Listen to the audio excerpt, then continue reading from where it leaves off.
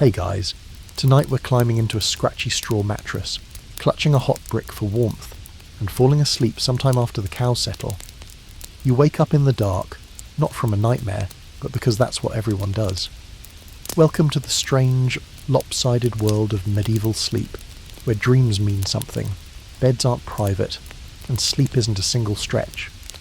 Let's be honest, you probably won't survive this. The draft alone would give you pneumonia, and if that doesn't get you, the rats might. So, before you get comfortable, take a moment to like the video and subscribe, but only if you genuinely enjoy what I do here. And drop a comment with your location and local time. I love seeing how far this sleepy little community reaches. Now, dim the lights, maybe turn on a fan for that soft background hum, and let's ease into tonight's journey together. You crawl into bed just after nightfall, full belly or not, because night means danger. The fire's down to glowing coals.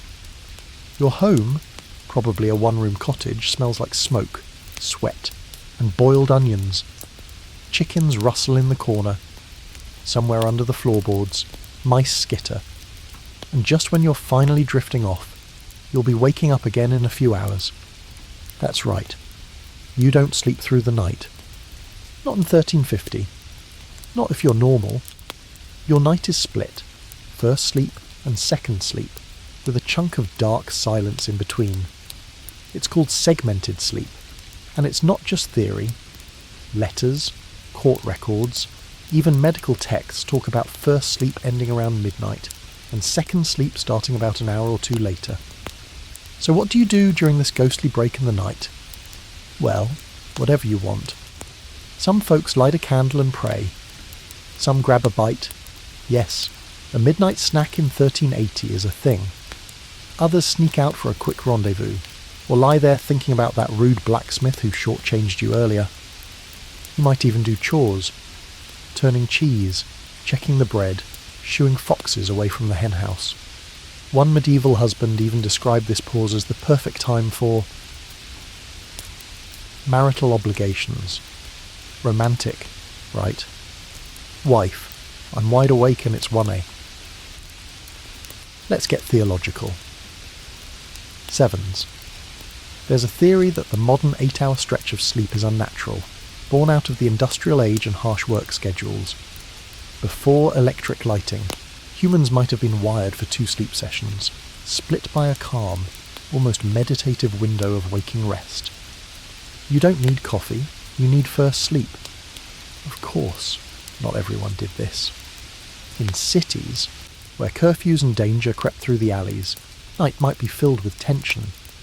Guards walk past with lanterns, shouting the hour, warning of thieves, or just yelling to stay awake themselves.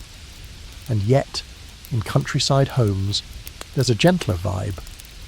You wake up in the dark silence, feel the still air, and maybe notice a sliver of moonlight cutting through a gap in the shutters. You think about saints or sins, or maybe the bread you forgot to cover. It's weirdly cosy. Historians still argue whether segmented sleep was universal or just typical of certain classes or climates. Some say it was driven by the natural rhythms of candlelight and firelight. Once the flame dies, your body obeys. Others think it varied wildly depending on culture, latitude, and whether your roof leaked. What we do know is, this split sleep pattern shows up in surprising places. Ancient Chinese texts mention it. So do African tribal societies. And in 17th century England, people even advised each other not to speak too much during the in-between time. It might attract demons. Yep, demons. Always the life of the party. One fringe theory, barely whispered among scholars, is that this wakeful break was seen as sacred, that the hours between first and second sleep weren't a nuisance, but a portal.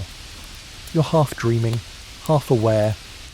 Some claimed visions came more clearly then, that ancestors spoke, or that bodies were more open to strange visitations. Sleepwalking? Maybe. Possession? Occasionally. Weird glow-in-the-dark frogs? Probably not, but I can't promise. You try to fall back asleep, eventually. curling tighter under your woolen blanket, listening to your cousin's nasal snore 3 inches from your face. You wish it were summer, and sleep comes easier, but it's late October. Your feet are cold.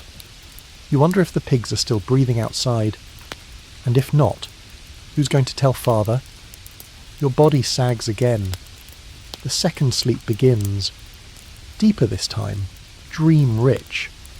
If you're lucky, the sun won't wake you too soon. If you're not, a rooster might scream into your window around dawn. Sleep in the medieval world isn't just a necessity.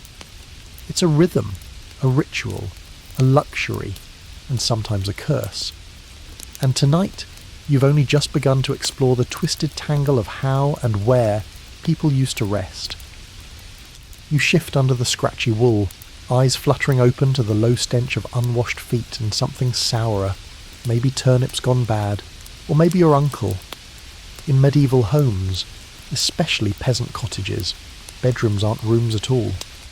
They're corners, nooks, a bit of floor by the hearth if you're lucky, or up in the loft if you're small and nimble.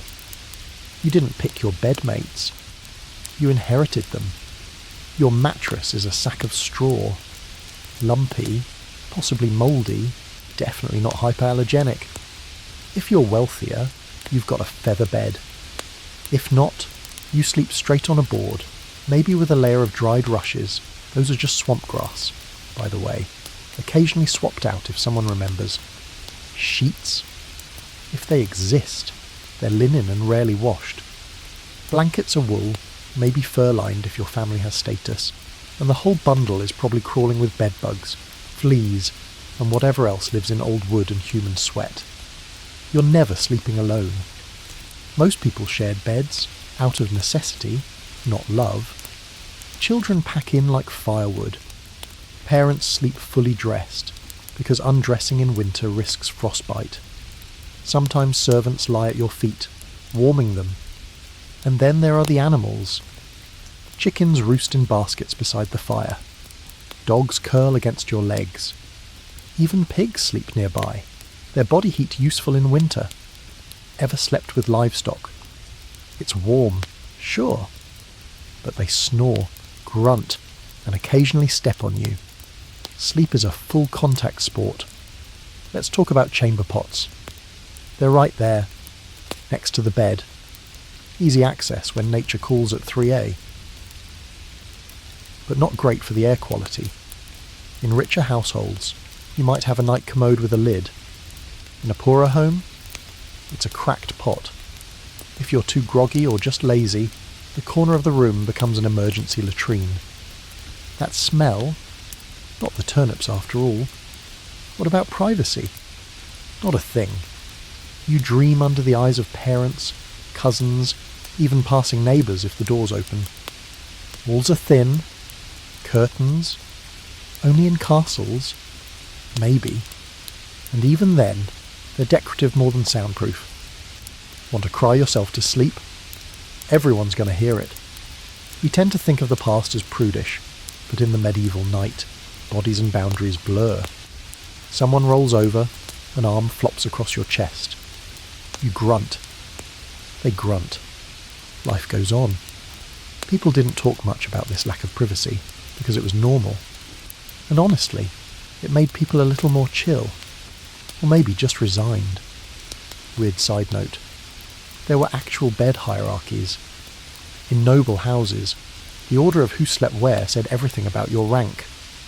The lord and lady got the bed, obviously. Others lay on benches, rugs, or the floor. In monasteries, monks had individual cells, if they were lucky, but often just shared long dormitories, lined up like cordwood. No talking, no snoring either, ideally. Historians still argue whether peasant homes were as cramped as often portrayed. Some archaeological digs suggest more space than expected. Others point to tax records that list entire families living in one-room huts with livestock, tools, and food stores all crammed together. The truth probably lies somewhere in between. But one thing's clear. Beds were communal. Comfort was relative. You shift again. A splinter jabs you. The wood frame creaks, and you wonder, if you're really unlucky tonight, will the whole thing collapse? Medieval bed frames, especially in taverns or on the road, were not paragons of craftsmanship. Rope lattices held up the mattress. These needed regular tightening, or else the whole bed sagged in the middle. Hence the phrase, sleep tight. Yeah, that's where it comes from.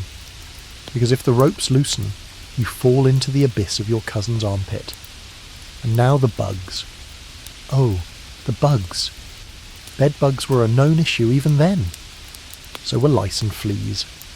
Occasionally, people sprinkled herbs in the straw to ward them off. Lavender, rosemary, mint. Doesn't always work. Some folks just learned to live with it. Others picked at bites in their sleep, half conscious. In winter, fleas fled the cold to burrow into warm beds. In summer, you lay there itching, sweating, and praying for a breeze. Imagine lying there in the dark, listening to scratching sounds under the bed. Not rats. Not mice.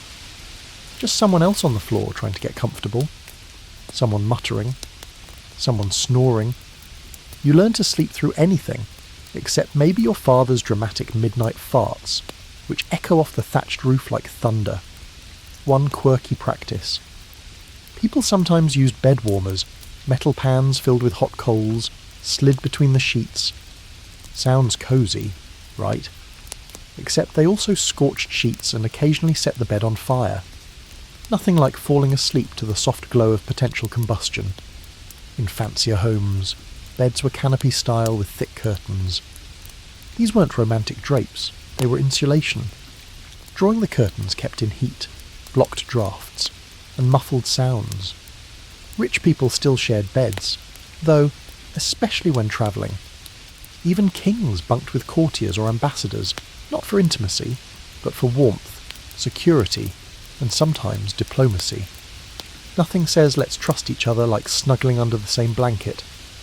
So here you are, tangled in itchy linens, surrounded by half a dozen sleepers.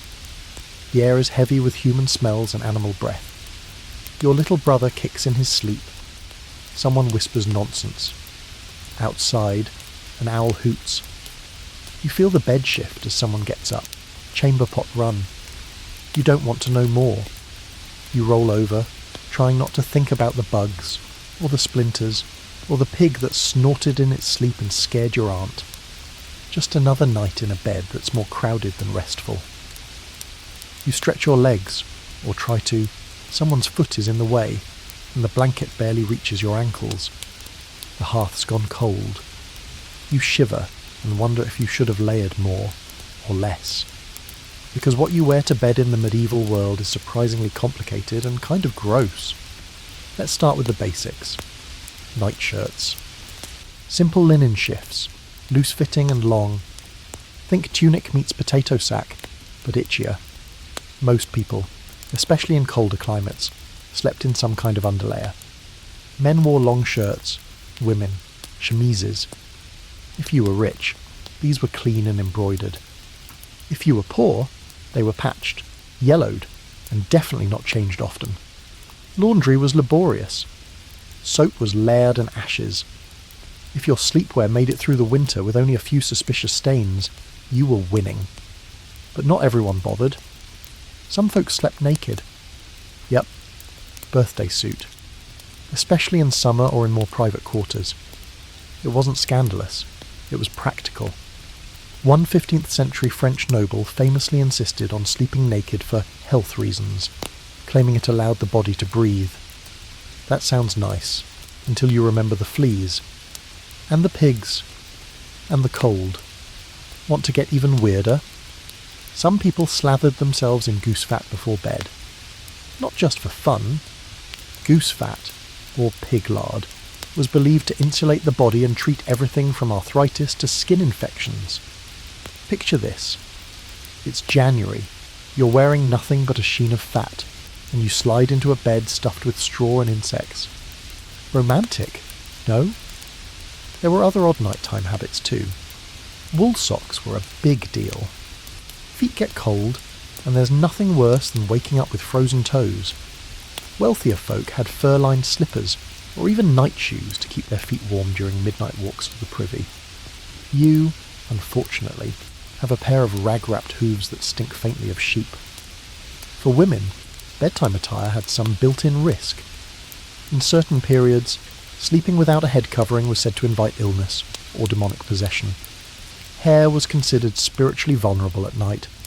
So many women wrapped their heads in cloth caps before sleeping. Did it help?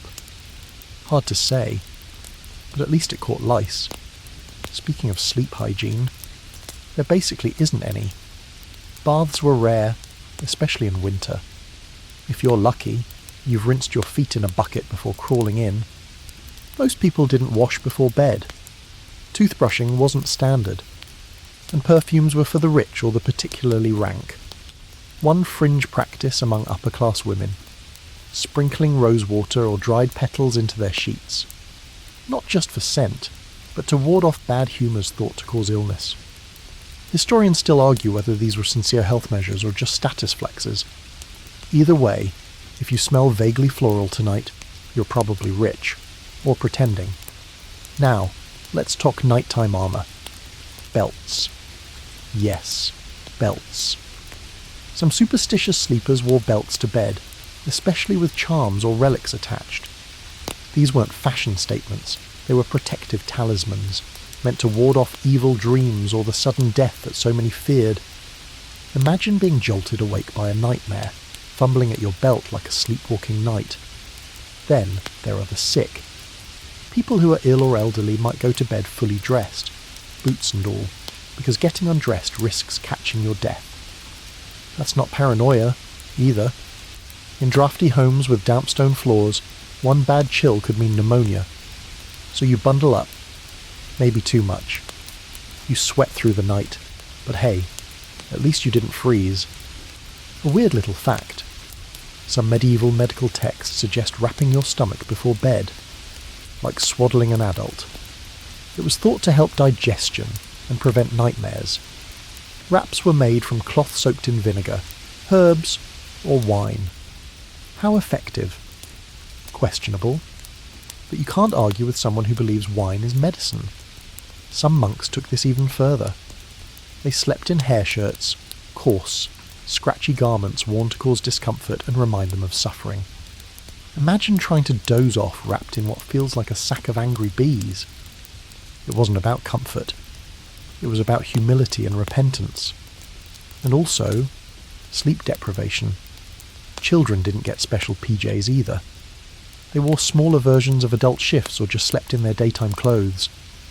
Babies, if they survived infancy, were tightly swaddled and often slept in boxes, drawers, or by the fire, sometimes literally in the ashes for warmth. You think that's an exaggeration, but the term ash cradle was very real. Nightwear could also be a social marker. Sumptuary laws in some regions restricted who could wear certain fabrics, even in bed. A silk nightgown on a peasant. Illegal. A fur-trimmed cap on a merchant's daughter. Risky. So even your sleep outfit had to follow the rules. And still, the question lingers. What do you actually sleep in tonight? Linen shirt? Nothing? Oiled goose fat and a prayer? Whatever it is, it probably smells like smoke and onions. Your feet itch. Your scalp tingles. You curl up and hope nobody farts under the blanket. Outside, the wind rattles the shutters. Inside, someone coughs in their sleep. You tug the blanket over your head and pretend it's a castle. It's not. It's damp, but it's yours. You wake up face to face with your cousin. His breath smells like turnip ale and regret. You scoot back a little, but there's nowhere to go. Behind you, your younger sister is using your spine as a pillow. Welcome to family bed culture, where personal space is a myth and sleep is a full-on group activity. In the medieval world, you almost never sleep alone unless you're a hermit, a noble, or exiled for stealing bread. The family bed is the standard. Parents, kids, grandparents, servants, and sometimes guests all share the same cramped sleeping area. In peasant homes, It's usually one big bed or just a pile of hay on the floor. And if you're travelling, tavern floors or inn beds mean bunking with strangers who might snore, steal, or worse. Sleeping with your whole household wasn't weird, it was economical. Heating one room was hard enough. You needed the body heat. Fireplaces only warmed a tiny radius, and insulation meant hanging a tapestry or stuffing moss between wall slats. So everyone piled in, even animals. It wasn't just cute, it was survival. Right now, your dog is curled at your feet, twitching in a dream. A chicken clucks softly from a wicker cage near the hearth. You hear someone grinding their teeth, and someone else mumbling nonsense. The symphony of communal sleep. And no one's embarrassed. There's no shame in snoring, drooling, or sleep-talking. You've heard your father curse in Latin in his sleep and your sister sing lullabies to her doll with her eyes closed. People snuggle, kick, sprawl, and deal with it. Privacy, like silence, is a rare luxury. In wealthier households, shared sleeping is still common, but with more rules. Servants might sleep in the same room, but on separate pallets. A lady might have a maid in the bedchamber to help her if she wakes up cold or coughing. And guests are expected to bunk 2 or 3 to a bed, depending on size. There's etiquette. Sure, feet go this way, heads that way, but no one bats an eye. Beds as social space is another thing. In many homes, the bed is more than just for sleep. It's where you eat, nurse, pray, and gossip. Important conversations happen in bed. Sick relatives are visited in bed. Kids crawl in with nightmares and never leave. You might even entertain guests in bed, propped up with pillows, nibbling on cheese while debating taxes or sheep. It's not romantic. It's practical. In castles, nobles might have private bedchambers, but those beds were often occupied by more than just husband and wife. Pages, guards, even favoured pets might curl up nearby. And let's not forget the ever-present bed curtains, which weren't for sexy mystery, but to block drafts and keep in heat. Sometimes you'd close them just to cough in peace. Historians still argue whether this constant togetherness bred closer family bonds or just a permanent case of exhaustion. Some say it encouraged emotional intimacy, families sharing stories, warmth, and dreams. Others point out the stress of zero personal boundaries, especially for women or children stuck between snoring adults. One documented fringe case? A 14th century English innkeeper reportedly charged extra to not share a bed with strangers. People paid it gladly. Imagine crawling into bed after a long day only to find a drunken blacksmith already drooling on your pillow. Hard pass. There were, however, strict sleeping taboos, especially regarding who could share a bed with whom. Brothers and sisters might bunk together as children, but puberty changed that. Servants and masters sharing a bed? Normal in some households, scandalous in others. Gender, class, and reputation mattered, especially when things got complicated. Because yes, awkward things happened. Nighttime gropes, surprise pregnancies, whispered secrets. Court records are littered with accusations involving people sharing a bed and something improper occurring. Some monasteries forbade monks from sleeping more than 2 to a room to discourage temptation. Others simply separated beds with small wooden barriers, not quite privacy, but enough to look the other way. Then there were the sick and dying.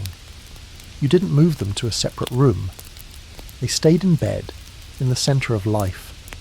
Family gathered around, whispered prayers, changed damp cloths, and slept nearby. Death and sleep were neighbours, sometimes sharing the same mattress. One fringe belief said that your dreams could leak into someone else's if you slept too close. A contagious nightmare, if you will. People told stories of waking from a vivid dream only to have their bedmate say, "Wait, you saw the red door too?" Historians can't prove it, but the tales persist. You stir again. Someone is snoring now, deep, rattly, and unignorable. You pull the blanket over your head. A toe digs into your ribs. The fire's out. the dog farts. And you realise, once again, that this is the price of medieval warmth. Cosy, yes. Quiet, never. Sleep is communal, messy, loud, and full of elbows. But in a world where wolves howl outside and chimney smoke is your heating system, you take the warmth where you can get it. The bell tolls in the distance, low and rhythmic, echoing through the stones like a heartbeat. You're not in a thatched cottage tonight. You're in a monastery. And here, sleep doesn't follow comfort. It obeys God's schedule. Welcome to monastic life, where midnight is for prayer, not dreams. You blink awake on a wooden pallet, wrapped in a rough wool blanket that smells faintly of wet stone and old bread. It's pitch dark. Cold breath clouds in the air. Someone coughs quietly. And then, without fuss, the shuffle begins.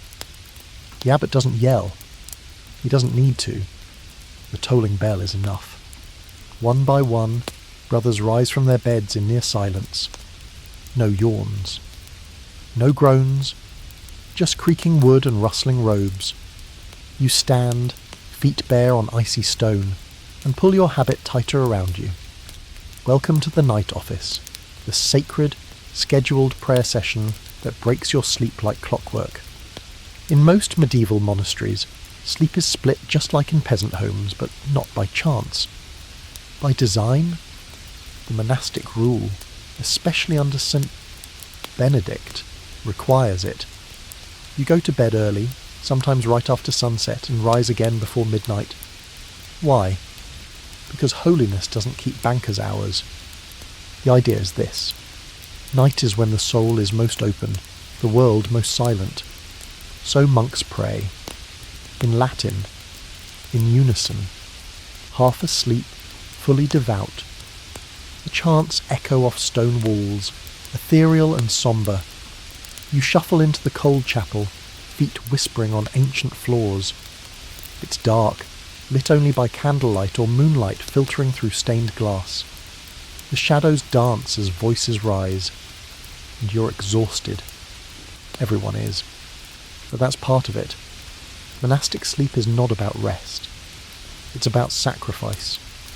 You deny yourself the full comfort of sleep so you can stay spiritually alert. The goal is discipline, not dreams. Some monks were allowed a short nap later in the day, what you might call a siesta. Others powered through on sheer divine duty. Historians still argue whether these nighttime vigils were healthy or holy madness. Some say they trained the body into strange sleep cycles, building resilience. Others claim they slowly broke people down, leaving them zombie-like and hollow-eyed. Either way, you're awake now, chanting the psalms in a voice cracked by cold air and fatigue. The rhythm is oddly soothing. You don't need to think. Just breathe. Just follow.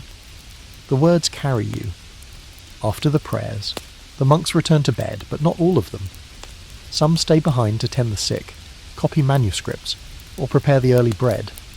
Labour is part of worship, too. You collapse back onto your wooden bunk, your body numb from the chill, your brain fizzing with Latin syllables. Maybe you'll sleep again. Maybe not. The rules vary by order.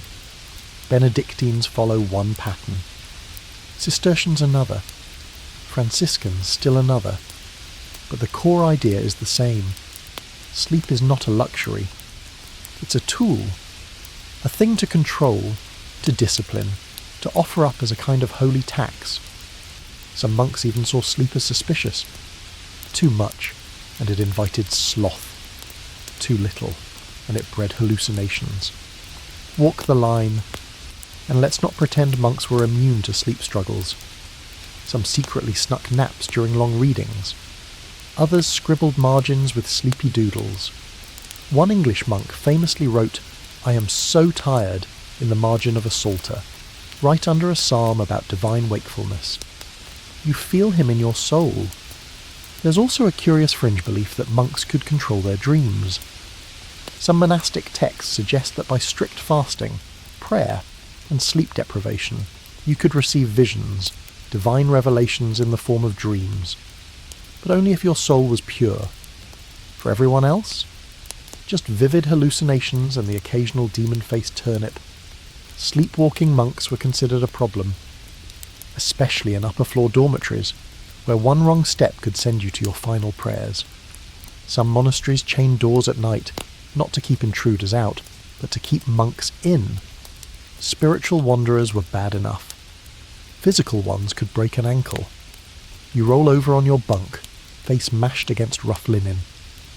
The chapel still hums with echo. Someone's muttering a prayer in their sleep. A bell tolls again. Lords. Time to rise. Again. It's relentless. And yet, there's something grounding about it. The structure. The rhythm. You always know where you're supposed to be, even if your body is quietly falling apart. You share everything. Meals, prayers, even dreams. It's isolating, but also deeply communal. Imagine this. You're half awake, your lips mumbling scripture, and outside the stained glass window, the world is black and silent. No carts, no shouting, no firelight.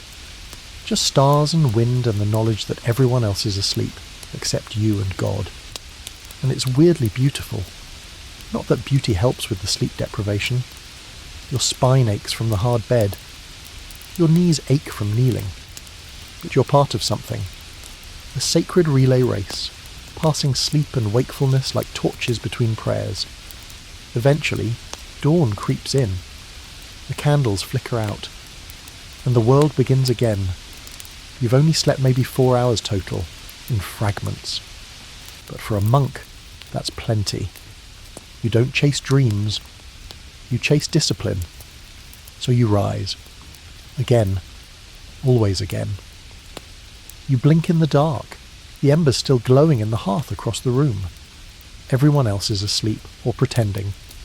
This is the between time, that mysterious waking stretch between first and second sleep. And depending on where you live, this is the hour of prayer or ghosts. Outside, the world holds its breath. The stars burn cold above the thatched roof, and the only sound is the crackle of ash or maybe the soft rustle of straw as a chicken shifts in its sleep. But inside your mind, things get strange. In the medieval world, midnight isn't just midnight, it's a doorway. And what steps through that doorway depends on your beliefs, your fears, and whether you remember to sprinkle holy water before bed. Some people use this wakeful moment for devotion. You sit up quietly, fumble for the small wooden cross you keep by the bed, and begin to murmur prayers. Not loudly. You don't want to wake your sister. Or the pigs. The darkness is thick and heavy, like damp wool. It presses against your skin, and your voice sounds too loud in your own ears. Others light a stub of candle and read. Or at least try to. Books are rare, but if your household owns a psalter or a book of hours, you might flip through by flickering flame, hoping the wax lasts. These books are full of nighttime prayers, specifically written for sleepless hours. They're soothing, comforting even, assuming you don't accidentally land on a page about hellfire. But not everyone in the medieval night was so pious. Some people used the between-sleep time for chatting, cooking, even sex. Couples whispered together, discussing dreams or making plans. Some snuck into the kitchen to nibble on leftover pottage. This is your one quiet moment before dawn demands work again. You might as well savour it. And then, of course, there are the others. In many regions, this middle-of-the-night hour was feared. It's when the veil between worlds thinned, when the dead stirred, when demons slipped through cracks in the mortar and danced by the firelight. You've probably heard stories, from your grandmother, or the weaver's wife, or the old drunk who swears he saw a pale woman standing at the village well with no eyes. Ghosts love this hour. According to folklore, spirits of the restless dead often appeared during this in-between sleep. That's when they were strongest. Maybe you died unbaptized. Maybe you were buried in cursed ground. Maybe someone forgot to light a candle for your soul. Now you wander, and the living sometimes see you. Your village priest warned you. Don't whistle at night. Don't sleep facing an open door. Don't look too long at moving shadows. And definitely don't answer if someone knocks once, then twice, then says your name. If it's a real person, they'll knock 3 times. Everyone knows that. Some fringe tales even talk about revenants, walking corpses. Not quite zombies, but restless dead who climb out of graves to stalk the living. They're more common during plagues, when death comes too fast and the proper rites get skipped. You might recognise one by the smell, or the dripping, or the fact that it used to be your neighbour. Historians still argue whether these midnight fears were widespread or localised superstitions. Some believe they were rooted in older pagan beliefs, merged awkwardly with Christianity. Others think they were tools of social control, act up, and we'll say your dead grandmother's watching. Either way, the fear was real. People avoided mirrors at night, kept garlic near the bed, drew protective symbols in the ashes. And then there are the witches. According to folklore, this is their hour too. While you're blinking, sleep from your eyes and sipping cold water, they're out gathering herbs, summoning spirits, or flying through the clouds on broomsticks, goats, or, if you believe one German account, a butter churn. Yes, a butter churn. Magic is weird. If something strange happens in your village, a sick cow, a spoiled batch of ale, a child with fever, it might be blamed on something that occurred during this shadowy hour. She must have been up at midnight, they whisper. I saw a candle in her window. That's all it takes. You're marked. You're watched. Maybe not tonight, but soon. There's a reason they call this time the Devil's Hour in some texts. Not because the devil himself shows up, but because the things you fear the most are allowed to creep in through the cracks. Sleep leaves you vulnerable. Waking in darkness makes you question what's real.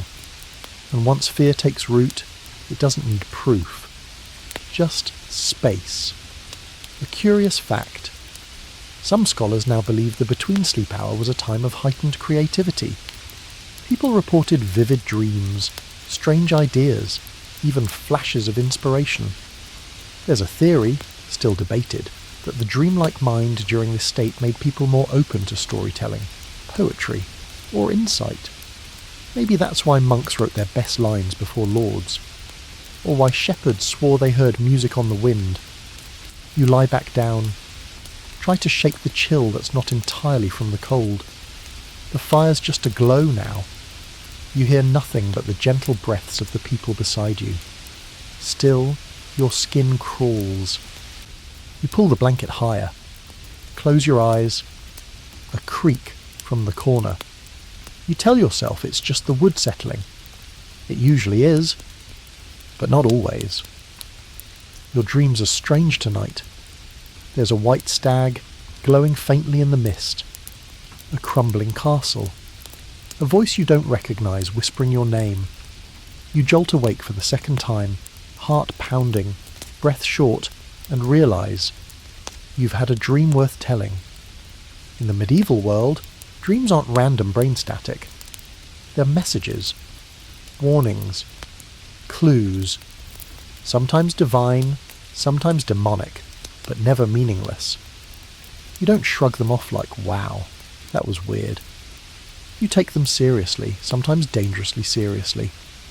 Back then, people believed dreams came from one of 3 sources: God, the devil, or indigestion. That last one isn't a joke. Medieval doctors often blamed certain foods, beans, cheese, even apples, for causing bad humours that bubbled up into nightmares. Want to avoid dreaming about falling off a tower into a lake of serpents? Maybe skip the roast onions at supper. But if the dream wasn't food-related, that's where things got heavy. Let's say you dream of an angel. Not the fluffy hallmark kind. A real medieval angel. Towering, glowing, terrifying. That might mean you've been chosen for something. Maybe a warning to change your ways. Or a calling. You tell your priest, who then tells the bishop, and suddenly you're being asked to lead a fast or go on pilgrimage. But not all divine dreams are obvious. Sometimes they're riddles. You see symbols, a snake curled around a book, a well overflowing with blood, your mother holding a candle that won't light. These dreams get analysed, not ignored. Your local priest might know some interpretations. Or you consult the dream books, manuscripts full of symbolic meanings, like an ancient dream dictionary. Some say dreaming of fire means glory. Others say it means death. Good luck. Now, suppose you dream of a black dog with red eyes, or a crow tearing at a corpse, or your neighbour's face, staring blankly through a window. Not good. These are diabolical dreams, and they're to be feared. Not because you're evil, but because something might be after you. And no, you can't just shake it off. You might be marked, you might be cursed, or you might be seeing a future death, your own or someone else's. One fringe belief. If you tell the wrong person about a dream, you give it power. Some people were terrified to speak certain dreams aloud, fearing that voicing them would invite the consequences into reality. So you whisper them to a priest, or write them down, or confess them like sins, because dreams are serious business. You're not alone in this belief. Across Europe, kings consulted dream interpreters. Saints received visions in their sleep. Monks kept dream diaries, carefully recording what they saw between prayers. And in peasant villages, dreams could shape real-world decisions. A farmer might plant early because he dreamed of wolves in the fields. A widow might remarry because her late husband told her to move on in a moonlit dream. Historians still argue whether this dream obsession was superstition or spiritual literacy. Some say medieval people genuinely believed dreams were divine tools. Others suggest it was a way to explain anxiety and trauma, projecting fear into symbolic form. Probably both. Because honestly, if you dream every night of drowning in a frozen lake, something's going on, right? Here's a weird detail. Dream incubation. Some people try to trigger divine dreams on purpose. They'd fast for a day, sleep on church steps, or even lie on relics, hoping for holy visions. A popular spot? The tomb of a saint. You'd camp there overnight and pray that the saint would visit you in your dreams. And sometimes they did. Or you hallucinated. Same thing. But dream culture wasn't just religious, it was social. Sharing dreams could bond people, or doom them. Say you and your friend both dream of the same wolf. Now you're linked. Maybe it's fate. Maybe it's prophecy. Or maybe it means you both ate the same sketchy venison. Children's dreams were especially watched. Some parents believed a recurring nightmare meant a child was sensitive to spirits. These kids were protected, prayed over, or occasionally feared. Because sensitivity could go both ways. Divine or cursed.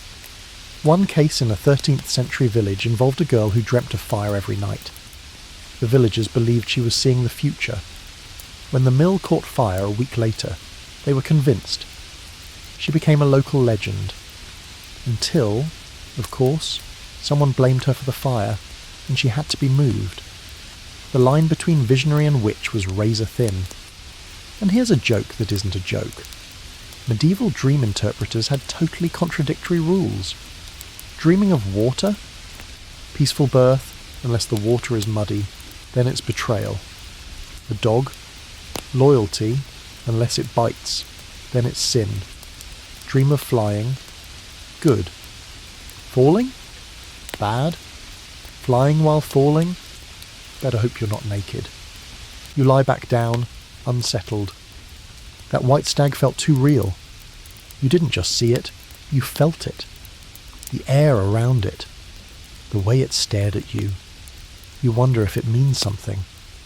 Or if it's just your brain making soup out of goat cheese and candle smoke. But something inside you says, remember it. Write it down. Tell someone tomorrow. Or don't.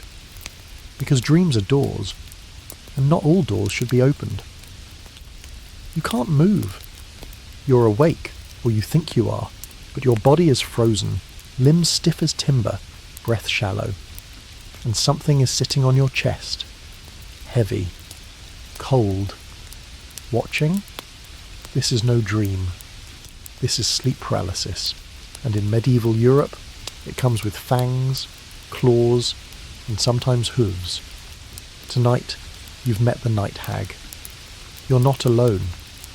For centuries, people across cultures describe this exact experience.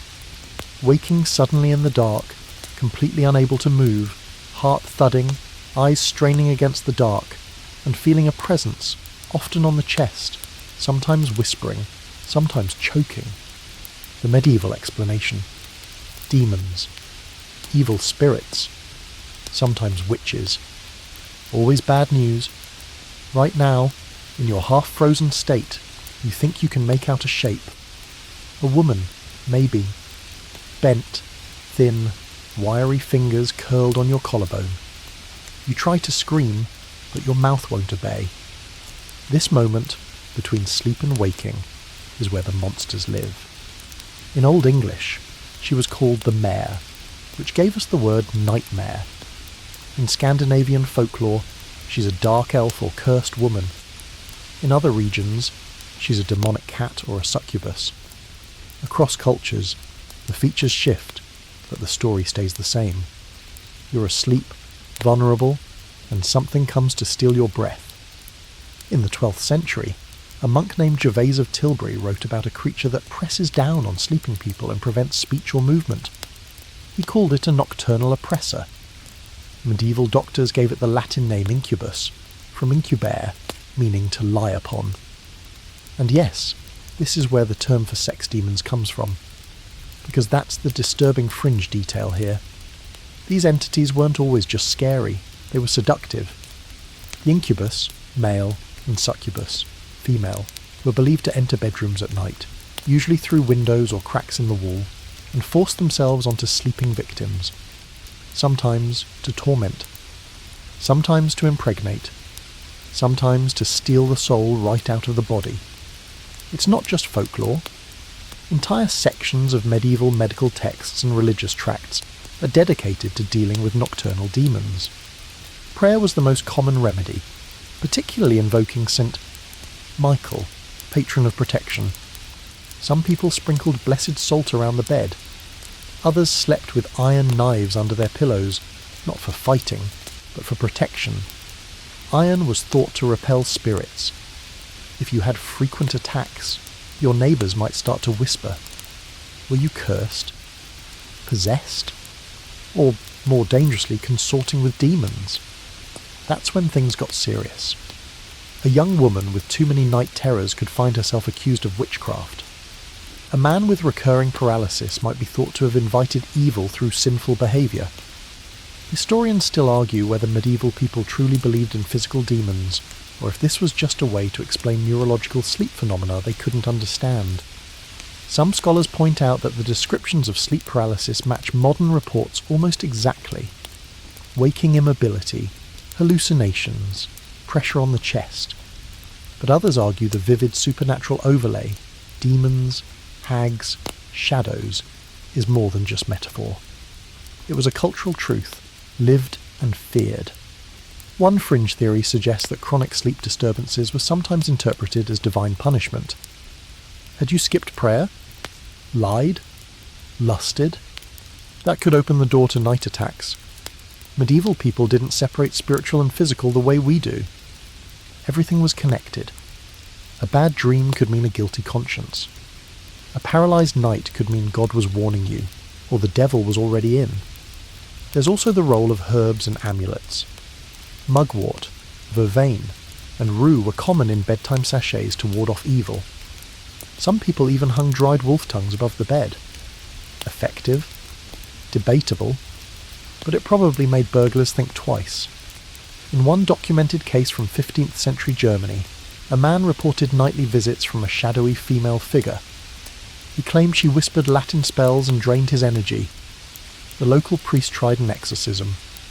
The man still suffered. Eventually, he moved out of his home and claimed the spirit stayed behind. The new tenants didn't last long either. And it wasn't just peasants or lunatics. Charlemagne supposedly suffered nighttime visions so vivid, he commissioned special relics to be placed in his bedroom. A ring containing a piece of the true cross, a vial of holy oil, and 2 guards posted just outside, tasked with checking on him every hour. Back to you. Your chest is still heavy, but the pressure is fading. You can wiggle your fingers. Your breath returns in a rush. The room feels normal again. Cold, silent, real. You stare at the ceiling. Was it just a dream? Your muscles say no. Your pounding heart says no. Something happened. You just don't know what. You reach for the candle stub, light it with shaking hands, and whisper a quick pater noster. Just in case. Because whatever that was, it wasn't just in your head. You're still shaky from whatever that thing was last night. Shadow, hag, demon, draft. But you can't dwell. Because while you're trying to catch a few hours of second sleep, the town is stirring in its own shadowy way. Not everyone sleeps through the night in medieval times. Some people go to work. You roll over and hear it. A distant clang. Then boots on cobblestone. Then the low call. 1 o'clock, and all is well. That's the night watchman, part alarm system, part deterrent, part amateur bard. He's patrolling the streets, swinging a lantern and a club, watching for burglars, fires, drunks, and the occasional body floating face down in the moat. His job is to keep peace after dark. But let's be honest, he's half asleep, scared of shadows, and might be more likely to shout for help than actually step into trouble. Still, he's out there, bundled in a cloak, muttering about curfews and staring at windows he's sure weren't open earlier. And he's not alone. Night in the medieval town is alive, with movement, whispers, mischief. Thieves love the hours between first and second sleep. Doors are unlocked. Candles are out. And most people are too groggy to defend themselves. That's why some families sleep with their valuables under the mattress, or, more commonly, under their heads. Thieves in this era aren't always poor or desperate. Some are organised, trained to lift keys, pick locks, or even scale walls like medieval ninjas. And the punishment if caught? Let's just say it's not a slap on the wrist. You might lose an ear, or a hand, or get displayed in a metal cage until the crows lose interest. But crime isn't your only nighttime concern. There are fire hazards, drunken brawls, and accidental falls into canals. Candlelight plus alcohol plus medieval wood construction equals one terrifying reality. Entire blocks burning to the ground while people are still asleep. That's why watchmen often carry buckets and sound alarms with horns if they smell smoke. Still, not everyone out at night is a criminal or a guard. Some are lovers sneaking away. Some are midwives called in a hurry. And some are herbalists. Women with baskets and cloaks, slipping out to gather night-blooming plants or brew remedies, or so they say. A few are doing something else. You don't ask. Nighttime is dangerous not just physically, but socially. Suspicion breeds in the dark. If you're seen out after curfew, questions follow. What were you doing? With whom? And why didn't you tell the parish priest? Historians still argue whether towns enforced night curfews strictly, or used them more like guidelines. Some cities, like Paris and London, had bells that rang at sunset, signalling everyone to douse lights and stay indoors. Others just left it to the watchman's discretion and hoped for the best. In some places, people lit their windows with a candle to ward off evil or signal to travellers. In others, showing a light at night meant you were up to no good. Context was everything. One family might be praying, another might be hiding something. Let's not forget the taverns, still buzzing well after midnight. These are more than pubs, they're town hubs, gossip centres, and dens of every kind of deal. A night in a medieval tavern can mean beer, dice games, illicit meetings, and the occasional knife fight. You might hear songs. You might hear sobbing. You might wake up in the stable next to a goat that isn't yours. There's one more kind of night person we can't skip. The baker. That smell that just started to waft in? That's him. Up hours before dawn, kneading dough by torchlight, shaping loaves while the rest of the town dreams about falling teeth and horned beasts. Medieval bread ovens run hot and early, and bakers are some of the only people allowed to be out legally during those hours. Thank them next time you bite into crusty rye. And then there are the fringe types. The rat catchers, prowling with sticks and terriers. The grave diggers, working by lantern. The occasional travelling stranger who claims he was just passing through, even though no cartwheel turns on these streets after sunset. You pull the blanket tighter. The sounds are fading. Fewer footsteps now.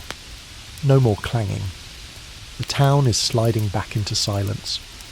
But the night isn't gone. Not yet. Just outside, someone coughs. You wonder, are they drunk? Sick? Hiding? You'll never know. Because in the medieval night, you stay inside. You wait for daylight to tell you if the fire started, or the baker vanished, or the hag returned. Then you try one more time to sleep. You finally drift back into sleep, only to wake up again, this time not from a demon or the town crier, but your stomach grumbling like a plague cartwheel. That boiled barley mush didn't last. It's not even dawn, and you're starving. So what do you do? In the medieval world, the answer is simple. You eat something. Yes, midnight snacking is a medieval tradition. And not just for greedy nobles or insomniac bakers. Even peasants, when they could, reached for a little something between first and second sleep. But this isn't your modern midnight fridge raid. There's no leftover pizza. No secret stash of chocolate. No glowing microwave. There's a pot, still warm beside the fire. And if you're lucky, someone remembered to cover it. Tonight's snack. Maybe a spoonful of onion pottage. Or a hunk of dense rye bread with cold goose fat. Or, and you swear this is true, a bowl of snail soup. Yes, snails. High in protein, low in fuss. Easy to gather, especially after rain. And, weirdly enough, considered a delicacy in some regions. Don't knock it till you try it. Midnight meals weren't just about hunger. They were often remedies, too. Medieval doctors believed certain foods helped with sleep, and certain ones caused nightmares. Lettuce, for example, was a big winner. Thought to cool the humours and calm the brain. Lettuce tea? Absolutely a thing. So is soaking your feet in a warm leek broth, though that's more of a side dish for your toes. On the more questionable end of the menu, dormouse broth. Yep, tiny rodents boiled with herbs and salt, believed to help you sleep soundly and wake with clear eyes. There are texts that recommend dried dormouse powder mixed with honey.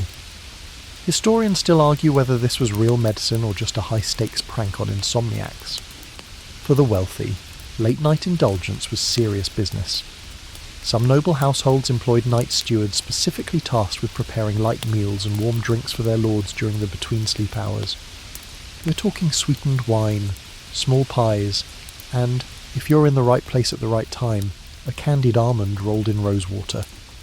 In monasteries, eating at night was usually forbidden, but exceptions were made for the ill, or the very old, or anyone with a sensitive constitution, which is monk speak for Brother Thomas can't make it from Vespers to Matins without fainting. So they were allowed small portions of bread soaked in wine or thin porridge, administered, of course, with much spiritual side-eye. One strange belief that pops up in herbal texts. Eating eels before bed causes prophetic dreams. Why? No one knows. But there are records of people deliberately consuming eel pies before big decisions, hoping for divine insight between snores. Imagine dreaming of your cousin wearing a fish crown and thinking, "Ah yes, I'll buy that cow now." Of course, not everyone had access to this weird, dreamy buffet. For many, a midnight snack was just a survival tactic. You'd break off a bit of yesterday's bread, chew it slowly to make it feel like more, and sip cold water, or ale, depending on the kitchen rules. Some even sucked on dried fruit pebbles, tiny preserved berries that stored well and made your breath smell slightly less like cabbage. There were also folk remedies passed down through grandmothers and herbalists. Roasted apples stuffed with cloves to soothe the belly, warm beer mixed with an egg to calm nerves, or a mixture of goat milk and crushed mint for night sweats. Does it work? No idea. But if your choices are that or lying awake listening to your uncle's snore moan, you'll try anything. Some fringe households believed in sleep-enhancing cakes, small doughy buns made with poppy seeds and honey. They were eaten just before bed or during the night wake-up, especially by people prone to restlessness. The poppy part? Yeah, that's opium adjacent. So maybe those cakes worked a little too well. And let's not forget the role of rituals. Certain foods weren't just eaten, they were blessed. You might whisper a prayer over your bread crust, or mark it with a cross before biting. Not because you're holy, because you're scared of sickness, of demons, of choking alone in the dark while everyone else dreams about angels with swords. You sip from a wooden mug, ale, thin and slightly sour. You tear a bite from the bread, cold and stiff but edible. The fire's almost out, but the coals glow just enough to light your hands. Around you, people shift in their sleep.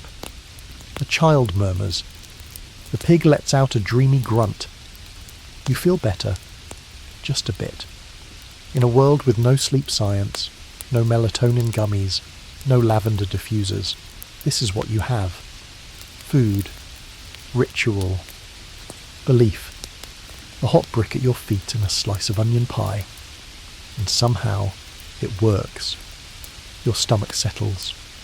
Your eyelids droop. You lie down again, full enough. Not happy, exactly, but ready. You wake to the pale grey light of dawn squeezing in through wooden shutters. Someone's already up, clomping around, probably your father. A pot clanks. A rooster screams. And you roll over, briefly, gratefully, stretching under the blanket. You're still warm, miraculously. That's because you're one of the lucky few tonight. You're not in a hayloft or a tavern corner. You've slept in a private bedroom, a rare medieval luxury that most people never experience unless they're noble, rich, or very sneaky. Private sleeping quarters? Almost unheard of among peasants and labourers. A single shared space for everything. Eating, sleeping, arguing, birthing, dying. That's the norm. But in the manor houses, townhouses, and castles of the elite, things get a little more exclusive. Your bed last night wasn't a pile of rushes or a rope-strung cot. It was a four-poster canopy bed, tall and carved, draped with thick curtains to block out cold and noise, and, let's be real, nosy servants. The mattress? Feather-stuffed. The linens? Actually laundered. There's even a little wool-stuffed pillow, not shaped like a sad beanbag. You slept alone, too, or with a spouse, or possibly a visiting courtier, but not 7 relatives and a pig. This space, this chamber, is yours, and it's not just a bedroom. It's your power zone. If you're a noble, this is where you dress, plan, receive visitors, write letters, and sometimes pass quiet judgment on your enemies while sipping spiced wine in a silk robe. The bed is the throne of your private kingdom. There's a good chance your room is up high. Privacy was a matter of elevation. The higher you slept, the more status you had. Ground floor rooms were for servants and animals. The upper floors, cooler in summer, warmer in winter, were reserved for those who mattered. And those tapestries on the walls, not just for show. They act as insulation, dampening the chill from cold stone walls and giving the room a cosier, quieter feel. If you're truly wealthy, your chamber might be decorated with painted panels, imported carpets, and a side table with a candlestick shaped like a lion eating a bishop. Tasteful. Historians still debate how often nobles actually used their private rooms for sleep. Some evidence suggests they often still had others present, Maids, guards, trusted companions. Total solitude was rare, even at the top, but at least they had separation. A curtain. A door. A little breathing room. In castles, these sleeping chambers were called solas, from the Latin for sun. Often built to catch daylight, they became the quiet retreats of lords and ladies. Still draughty, still echoey, but quieter than the great hall and better than snoring next to a footman with garlic breath. There's another layer to noble sleeping. Security. Bedrooms were sometimes positioned in hard-to-reach parts of a keep, or fortified with iron-barred doors, especially in times of unrest. A nobleman could retire knowing someone had to go through 3 guards and 2 angry mastiffs to assassinate him in his sleep. Comforting, in a blood-soaked medieval sort of way. Of course, not all private rooms were comfortable. In winter, even the wealthiest chambers were freezing. Fires in the hearth helped, but smoke was a problem. Chimneys weren't common until later centuries, so the room might fill with fumes. You'd have to choose. Heat or breathing. Some nobles burned charcoal braziers, which gave off heat with less smoke, but also carbon monoxide. There are documented cases of people dying in their sleep from bad air. Historians are still unsure whether they understood what was happening or just blamed evil spirits again. And then there's the servant's mattress. Even in a private room, you often weren't entirely alone. A maid might sleep on a trundle bed tucked beneath your own.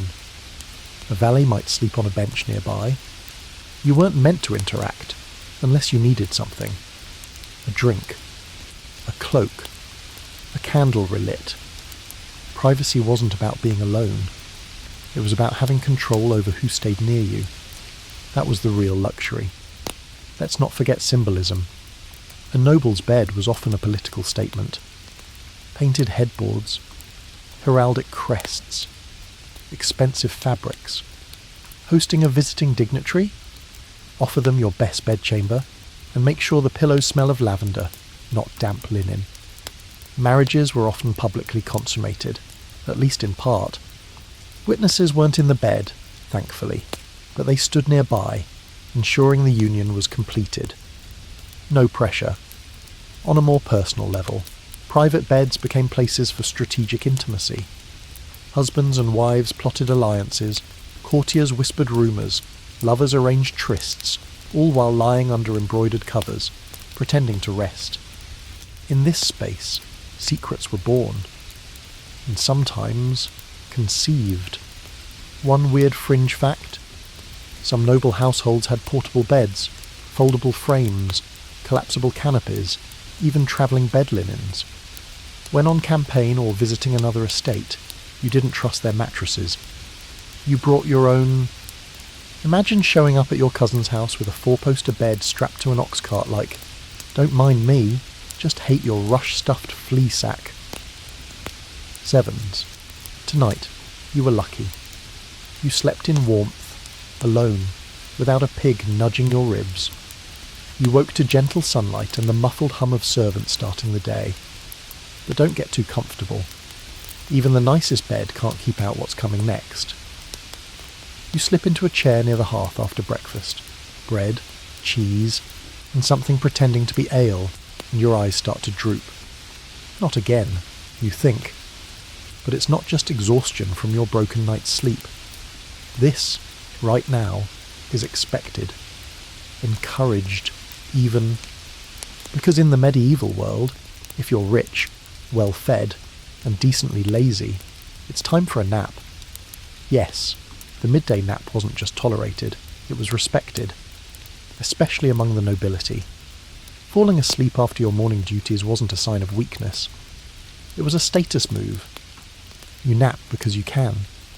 You lie down, not in your main bed, but maybe on a cushioned bench, a curtained alcove, or a soft rug in a sun-warmed corner. You loosen your belt, draw the shutters halfway closed, and let the light drift across your eyelids like a lazy cloud. The day slows. The servants know not to disturb you. This is sacred time. Among nobles, this was called a nooning or meridiana, the midday rest. Monks had their version too, known as the 6th hour, typically after the noon prayer. Even farmers, if their work allowed, snuck in brief stretches of shut-eye beneath trees, in barns, or next to field walls. And let's be real, if you've been up since dawn, walking behind a plough, you've earned it. There's one important difference, though. Napping wasn't a free-for-all. It had rules. Sleep too long, and you're courting sloth, one of the 7 deadlies. Sleep too short, and you wake up groggy, grumpy, and confused about why your sheep are eating your lunch. The sweet spot. About 1 hour, enough to cool the blood and reset the body without falling into sinful excess. That's right, naps had moral implications. The church viewed excessive daytime sleep with suspicion. Laziness was a gateway to temptation. Too much rest made you soft, indulgent, prone to lust or gluttony. There are sermons that rail against those who recline in pillows while the poor labour beneath the sun. So the trick was to nap just enough to function, but not so much you offended God. To help with this, some monks and clerics used timed candles, tall wax sticks marked with hours. You'd light one and nap, waking when it burned to a certain point. Others relied on servants to wake them, or trained themselves to nap in a specific posture, head resting on hand, so they'd jerk awake when they slumped. That's not just smart, that's nap-foo. Historians still argue whether the midday nap was a continuation of segmented sleep patterns or a cultural response to long, exhausting days. Likely both. In regions with hotter climates, it also made practical sense. Break during the heat, work again in the cool evening. In Northern Europe, the nap served more as a bridge between meagre meals and never-ending chores. In noble circles, naps weren't always solitary. Afternoon rest could be flirtation in disguise. Picture this. You and a visiting guest resting in the solar. A little wine between you, curtains half drawn, a shared cushion. Did you fall asleep? Maybe. Did you wake up with your hand somewhere it shouldn't be? Definitely. And now the chambermaid has questions. One odd practice among the elite. Nap attire. Yes, special clothes just for napping. Looser tunics, softer caps, lighter robes. Not quite pyjamas, not quite day wear. Just enough to signal, I'm resting, not lazy. These garments were sometimes perfumed or embroidered, because nothing says power like a gold-threaded nap cloak. But let's not forget the performance aspect. Napping in public, or at least semi-public, was a way to show you weren't in a rush. A nap was a flex. I'm important enough that people can wait. I'll sign that charter after my rest. Meanwhile, your scribe sits stiffly outside, nibbling dry bread and wondering how long it takes to sleep off a goose dinner. The lower classes, of course, had a more practical approach. If there was time and space, you took it. A nap on a warm stone wall, a snooze in the back of a wagon. You didn't always have the luxury, but when you did, it was delicious and dangerous. More than one shepherd woke up to find his flock had wandered off, or been eaten. Some fringe beliefs warned against napping during certain times, like twilight or right after church. Sleeping too close to dusk was thought to open the soul to spirits. One bizarre account from Wales warns of a man who napped in the late afternoon and dreamed he married a goat. He woke up unable to speak for 3 days. Coincidence? Or divine punishment for hitting snooze? Let's not forget the snore factor. Napping in communal spaces meant people heard everything. Nobles who snored too loudly were mocked in poems. One Italian lord was known for snoring so hard it shook goblets off tables. He claimed it was a sign of virile lungs. His wife, reportedly, slept in another wing. You, however, are a quiet napper. You pull your cloak up, stretch out on a sun-warmed bench, and close your eyes. The world fades. Somewhere in the distance, someone is sharpening a scythe. A bell tolls lazily. A bee hums by. For now, nothing matters. Not the crops, not the gossip, not the rising stench of the chamber pot behind the screen. It's nap time, and in the medieval world, that means you're winning. You wake from your nap with a stiff neck and the unmistakable taste of wool in your mouth. Not because you were chewing your blanket, probably, but because you're on the road now, and the definition of bed just took a medieval nosedive. Travel in the Middle Ages? It's exhausting, dangerous, and deeply unglamorous. And when it's time to sleep, you don't check into a cosy little inn with complimentary soap and goosefeather pillows. You roll the dice. Sometimes you get a hayloft. Sometimes you get a lice pit. Let's say you're a merchant, travelling from York to London. You've got a cart full of cloth and a pouch of silver. The roads are muddy, the forest full of bandits, and you're 10 miles from the nearest anything when the sun starts to dip. That means you need shelter, fast. Option 1. A wayside inn. These are scattered along busy trade routes, offering food, fire, and a place to rest. But don't picture a tidy Tudor-style building with flowers in the window. Picture a drafty timber barn that smells like ox sweat and spilled ale. You walk in and get hit with a wall of smells. Smoke, spilled meat stew, wet cloaks, and someone's very public digestion. You pay for a bed, but that doesn't mean you get your own. Most travellers bunk together. 2, 3, even 4 to a bed. Feet to head, if you're lucky.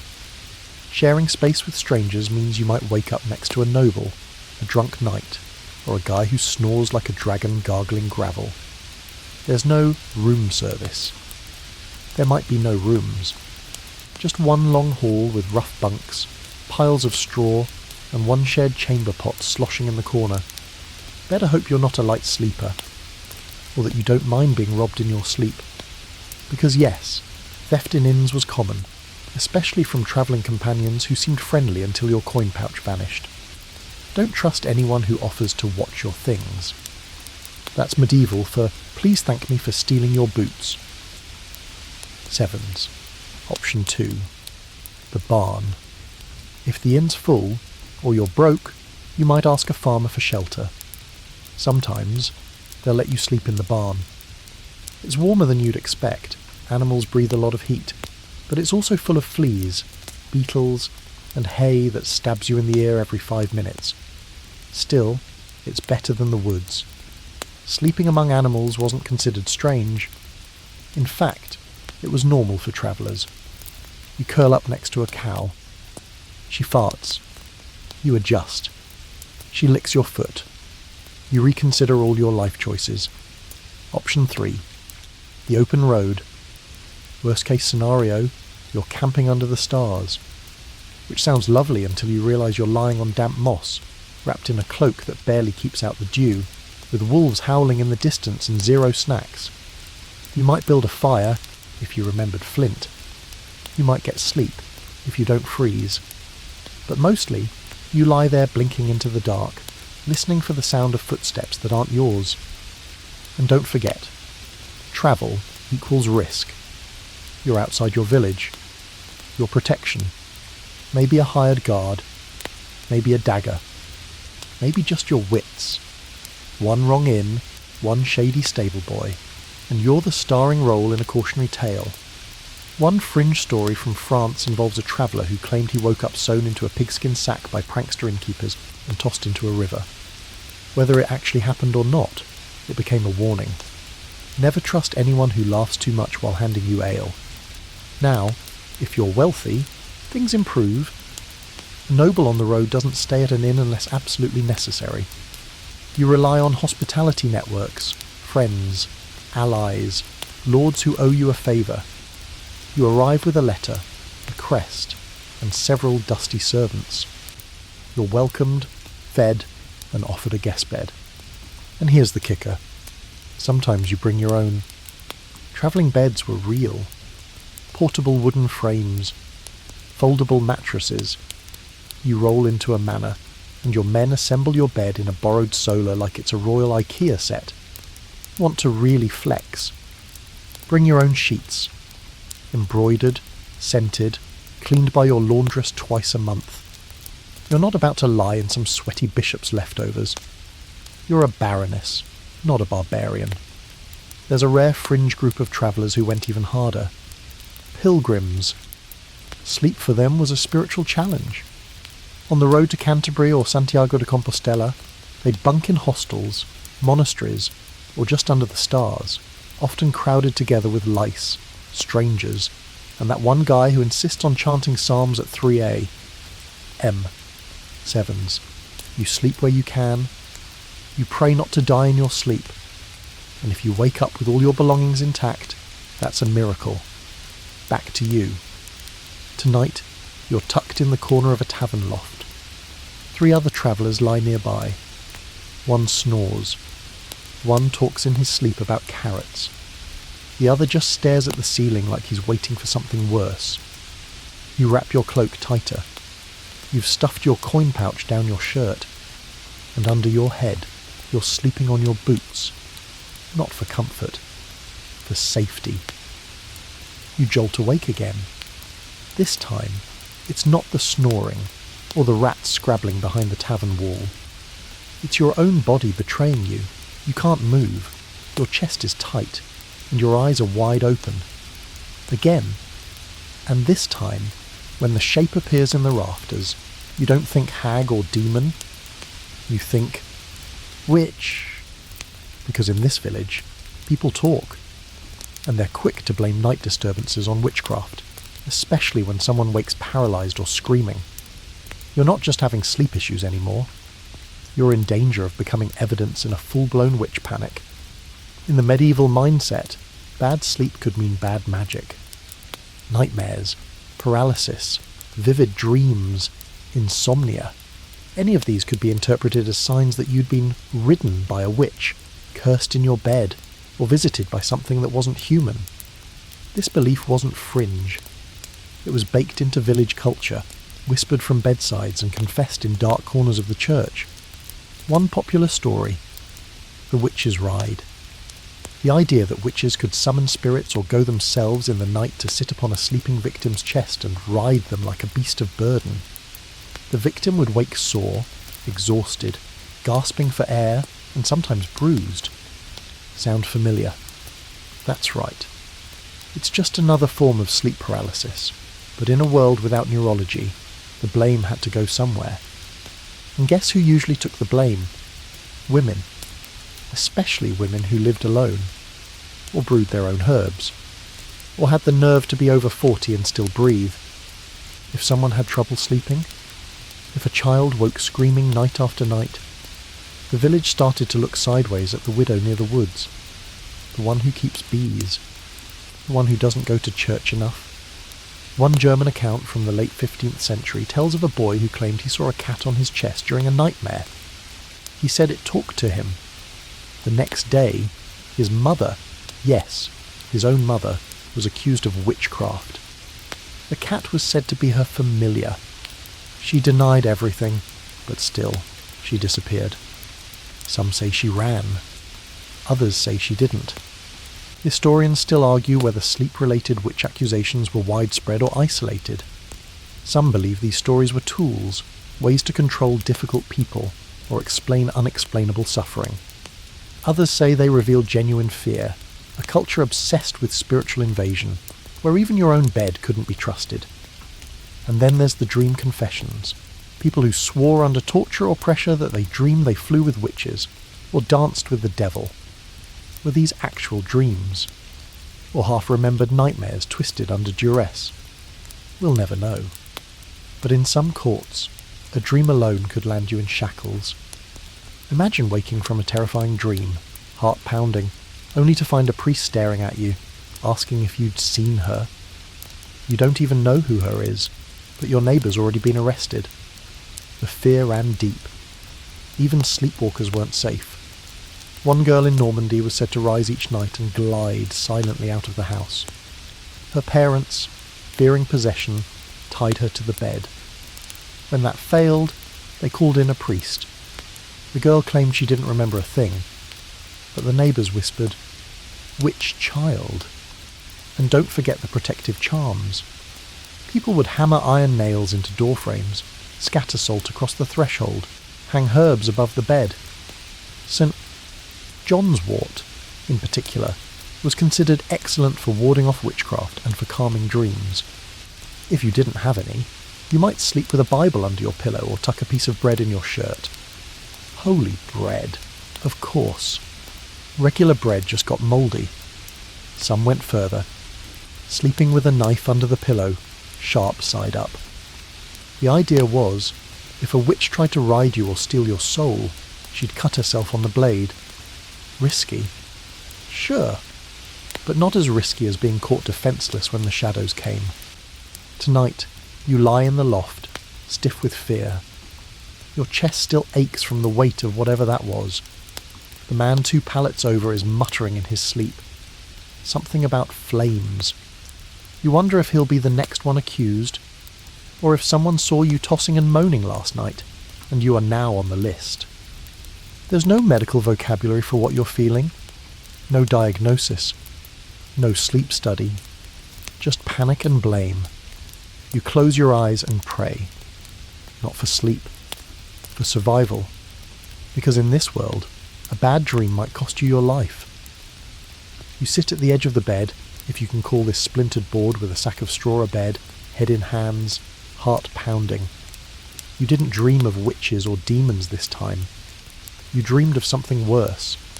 Sin. Not murder. Not theft. Something far more scandalous in this world of piety and paranoia. You dreamed of touching. Of longing.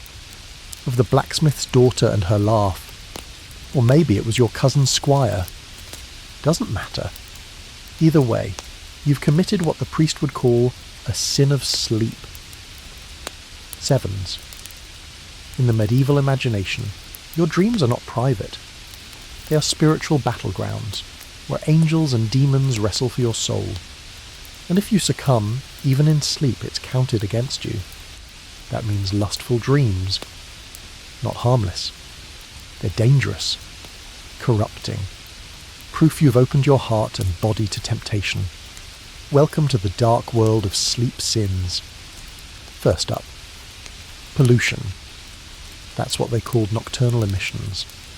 For men, this was seen as deeply shameful, especially if the dream involved anything impure. You were expected to confess it, in full detail. Some priests even kept ledgers of repeated offenders. If you told the confessor you dreamed of a nun, you'd be fasting for a week. Dream of Satan disguised as your neighbour's wife. Get ready for cold baths and no supper. Women, of course, weren't spared. A woman who admitted to unseemly dreams could face not just penance, but suspicion. Was she a temptress? A witch in disguise? Did she invite the devil into her thoughts? Historians still argue how seriously these confessions were taken, especially since many came under pressure. But one thing is clear. Medieval dreams were not safe places, and it wasn't just lust. Oversleeping itself was considered a sin. Sloth, one of the infamous 7 deadlies, was associated with lying in bed too long, especially after dawn. Monks wrote lengthy tracts warning against the softness of the mattress and the temptations of late rising. One friar claimed that he who lingers in bed past the rooster's call invites the devil to join him beneath the sheets. Cosy. You try to ignore the creeping shame as you remember the dream. It felt good at the time. Too good. And now, in the cool morning air, it clings like soot. You wonder, should you tell someone? The priest? A friend? Or pretend it never happened and just pray harder tonight? That was the medieval answer. Pray more. Confess. Repent. Beg for forgiveness, even if it wasn't your fault. Even if the dream came uninvited. Because nothing in this world, not even sleep, is free of scrutiny. Some took it further. Certain ascetic monks wore spiked belts under their robes to stay alert even in sleep. Others denied themselves blankets or pillows, believing that discomfort would prevent sinful dreams. Spoiler, it didn't. There were also purification rituals. Cold water poured over the head. vigils spent kneeling on stone floors. One monastic rule even required a young monk to sleep upright, propped against a wall with ropes, so his body wouldn't stir with temptation. That monk died early, probably from spine problems, or just sheer exhaustion. A fringe belief even warned against certain moon phases, claiming that the full moon inflamed the passions and made sinful dreams more likely. Some people covered their windows with heavy cloth during lunar peaks. Others just prayed extra hard during lustful moons. 7s. Of course, not all sleep sins were sexual. There was also anger in dreams, considered dangerous. If you dreamed of cursing someone, hurting them, even yelling, some priests saw this as a reflection of your true soul. You'd be asked to confess, apologise, and possibly do penance. Dreamt you struck your brother? Better help him with the firewood today. And then there's dream pride. Yes, that's a thing. If you dreamed of being a king, or being praised, or having crowds cheer your name, that was vanity in disguise. Even in your dreams, you were supposed to stay humble. Arrogance, even unconscious, was a sin to be scrubbed. Let's not forget the poor confessor who had to listen to all this. Priests in the Middle Ages weren't just spiritual guides, they were dream interpreters, moral auditors, and part-time therapists. They'd listen to sleep confessions and try to determine if it was demonic, digestive, or just deeply embarrassing. Some took it seriously.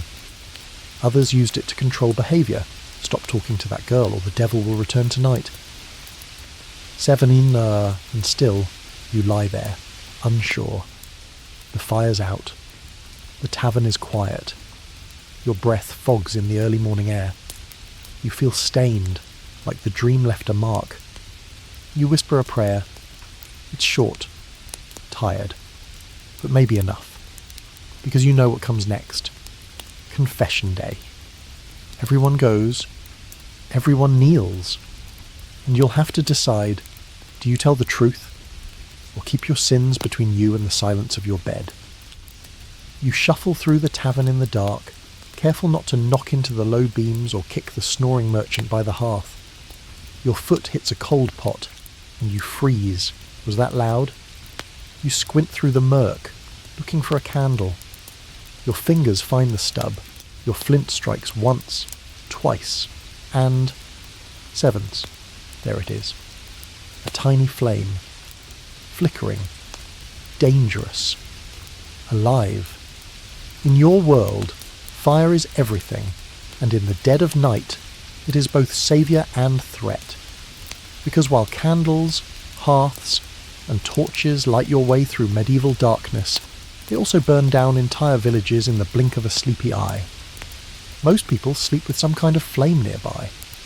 The hearth smoulders low in the centre of the room, throwing a faint red glow across the floor. Wealthier homes might have tallow candles beside the bed, cheap, greasy, smelly, made from rendered animal fat. A few lucky ones burn beeswax candles, which are cleaner, sweeter smelling, and ridiculously expensive. Like, keep them locked in a box expensive. But here's the thing. You never feel totally safe with an open flame inches from straw, linens, wooden beams, and your hair. Medieval beds were flammable masterpieces. Wooden frames, feather mattresses, wool blankets, linen sheets, all ready to turn to ash if you knocked over your candle while swatting a flea. There's no fire brigade, no fire alarms, no insurance. If your house catches fire, that's it. It's over.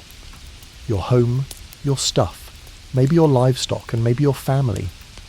In fact, fire at night is so risky that many towns enforce strict laws about lighting after dark. Some cities, like London and Paris, had curfews that weren't just about staying indoors, they were about putting out flames. When the bell rang, everyone was expected to cover the fire, literally. That's where the word curfew comes from. Couvre-feu, cover fire. 7s. If you didn't, you risked fines. Or worse, being blamed for the blaze if something happened. Because when the fire starts, Everyone looks for someone to blame. And if your neighbour heard you clattering around with a candle after curfew, that's all it takes. In some towns, night watchmen were tasked with sniffing for smoke. No joke. If they saw light in a window after hours, they might knock on your door, ask what you were doing, or just toss a bucket of water inside for good measure. Overkill? Maybe. But if you'd ever seen 10 houses burn in a chain reaction, you'd get it. Historians still debate whether medieval people were careless with fire or just unlucky. The buildings didn't help. Homes were packed close together, walls made of timber and wattle and daub, roofs covered in thatch, dried straw that practically invites combustion. A single flying ember from your chimney could land on your neighbour's roof and set the whole row ablaze. That's why some wealthier homes started switching to tile or slate roofing. Not just for status, but for survival. You stare at your candle. It's already tilting in its iron holder. The tallow's dripping onto the table. You try to move it to a stone shelf, safer, out of the wind, but the wax spills, and your sleeve brushes the flame. For a half second, you panic. You pat it out. No harm done. This time, some people refuse to sleep with a candle at all. They let the fire in the hearth die naturally, then wrap themselves in total darkness. Safer, sure, but scarier too. When there's no light, the night becomes thicker. Sound travels further. The unknown presses closer. That's why many people took the risk. Candlelight was comfort. It made the monsters stay away. It made the nightmares seem softer. Even just watching the flame flicker gave the illusion that someone, or something, was standing watch. Some believed that a flame could protect you spiritually, that demons wouldn't enter a room with a candle burning. That light attracted angels, or at least kept the shadows honest. People even blessed their candles, especially during Candlemas or other holy days, believing consecrated wax burned cleaner, safer, holier. Others carried charm lanterns, small, crude boxes with sacred images inside and holes poked for light. They'd leave them burning by the bed to ward off evil spirits. Did it work? Who knows? But when you've woken paralysed and breathless with a phantom sitting on your chest, you'll try anything. Fringe practice alert. Some people mixed herbs into their candles, sage, lavender, rosemary, not for the scent, but for the supposed magical properties. A candle infused with a rue was believed to keep witches at bay. Another, laced with mint, was said to soothe restless children. And if you needed to summon a dream, light a mugwort candle and whisper a prayer, just be careful not to burn down your blanket. Back in the tavern, the flame is getting lower. It gutters, wavers, and finally fizzles out, casting your palate into darkness once more. You're lying there now, heartbeat slowing, nose full of melted tallow and smoke. Somewhere, someone stirs. Maybe relighting their own candle. Maybe just dreaming. You curl onto your side, eyes wide, praying this night ends without sparks. Because in a world of wood, straw, and wool, sevens, fire doesn't need much to feast. You wake up coughing, throat dry, head pounding. The smoke from last night's hearth has lingered in the rafters, and your back is bent from sleeping on what's basically a burlap sack full of knives. You sit up, dizzy, and wonder, not for the first time, if you're dying. But don't worry. Help is here. You hear a knock on the tavern door. It creaks open, and in walks a man in a long robe, smelling faintly of herbs and sweat. Around his neck hangs a leather pouch full of dried leaves, and in his hand, a stick. He says he's a doctor. That's a strong word in the Middle Ages, because medieval medicine is a strange stew of ancient science, superstition, and vibes. And when it comes to sleep, the prescriptions get weird. Let's start with the good news. Medieval physicians actually understood that sleep was important. Unlike some modern hustle culture maniacs, they believed rest was vital to health. Sleep was when the body rebalanced, when humours calmed, when wounds healed. A good night's sleep could cure headaches, fever, and even melancholy. You just had to get the right kind of sleep. And that meant balancing your 4 humours: blood, phlegm, black bile, and yellow bile. Too much heat? You couldn't sleep. Too much cold? You'd sleep too much. The doctor pulls out a chart and stares at your face for a long time. Then he says, with terrifying confidence, that your liver is overactive. Probably from all the barley ale. Or sin. So he prescribes what all the top doctors of the age do. A nap. And not just any nap. A structured, supervised, humour-balancing nap. He tells you to lie on your right side, never your left, because that compresses the heart. Your head must be slightly elevated. Your feet should be warm, wrapped in linen soaked in vinegar and rose water. He also recommends sleeping with a small onion in your pillow, because obviously, this isn't even the weird part yet. If your sleep is too restless, he suggests letting blood. That's right. A quick slice to the forearm, drain a few ounces of life out, and voila, your dreams are calmer. Some believed bad dreams were caused by excessive vapours in the blood. Others just liked stabbing people a little. Still can't sleep? Try his favourite cure. Opium mixed with wine and crushed pearls. Rich? That's your go-to nightcap. Poor? You get warm milk with poppy seeds, or beer brewed with valerian root. Either way, the goal is the same. Knock you out long enough to forget the fleas. Historians still argue whether medieval sleep cures actually helped, or just shortened life expectancy. Some treatments, herbal tinctures, warm baths, fasting before bed, make sense. Others, like wrapping your neck in goose intestine or whispering prayers into a dead man's ear, feel more like performance art. One bizarre fringe prescription from a 13th century Italian medical text recommends placing a lizard under your mattress to absorb bad dreams. It must be alive. And you mustn't tell anyone it's there. No, we don't know why. Yes, someone probably woke up with it in their hair. Doctors also warned against certain foods before bed. Cheese, red meat, and onions were believed to excite the humours. But lettuce, boiled apples, and warm almond milk? Perfect. Combine those with a hot bath and you're halfway to scent-level slumber. You ask the doctor if you should bathe. He scoffs. Not unless you want to catch a chill and die. Medieval physicians were deeply suspicious of water. It opened the pores. It let in night air, which was believed to be dangerous. If you must bathe, do it before sundown, and only if your humours are stable. For the spiritually inclined, there were scent-based sleep cures. Pray to St. Dymphna for peaceful rest, or wear a relic of St. Benedict around your neck. Some slept with blessed bread under their pillows. Others tied prayers to their bedposts. Sleep wasn't just about health, it was about morality.